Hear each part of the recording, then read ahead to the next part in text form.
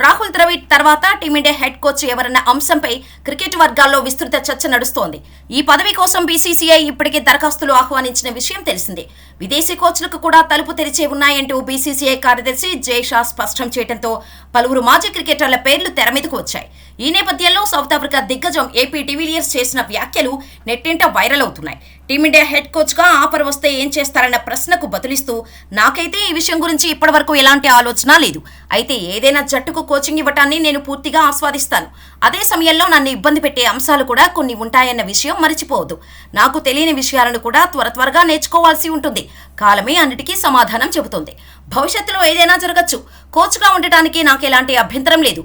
కొంతమంది యువ ఆటగాళ్లకు, మరికొంతమంది సీనియర్లకు కూడా నా అనుభవం ఉపయోగపడవచ్చు. కానీ పూర్తి స్థాయిలో హెడ్ కోచ్గా ఉండేందుకు ఇది సరైన సమయం కాదనుకుంటున్నా. ఈ విషయంపై ఇంకా ఎలాంటి నిర్ణయం తీసుకోలేకపోతున్నా. అయితే ముందుగా చెప్పినట్టు కోచ్ మారడానికి నేనెప్పుడూ నో చెప్పను అని ఏబీ డివిలియర్స్ పేర్కొన్నాడు.